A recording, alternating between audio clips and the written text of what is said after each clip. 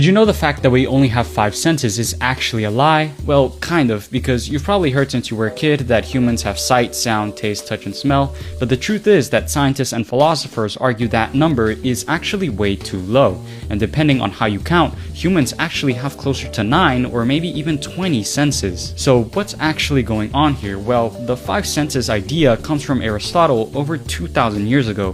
He just kind of grouped the obvious ones like the things you could easily notice in daily life. And that worked for a while, but modern science shows your body is picking up way more information than that, and here are 5 examples to explain. So first, take balance for instance. If you close your eyes and stand on one foot, you can still tell if you're upright or if you're tipping over, and you don't use sight, sound, or touch for that. It's actually something in your inner ear that is constantly tracking. Second, consider proprioception, which is just a fancy term for knowing where your body parts are without even looking. Like, even if your eyes are closed, you can raise your arm and still know that it's above your head, and that's kind of a separate sense. And examples 3rd, 4th, and 5th are senses for things like temperature, so you know if something is hot or cold, or something like pain, so you know when something is damaging your body, and even something like hunger and thirst being your body's way of sensing what it needs to survive. Okay, but so why do we always say we have 5 senses?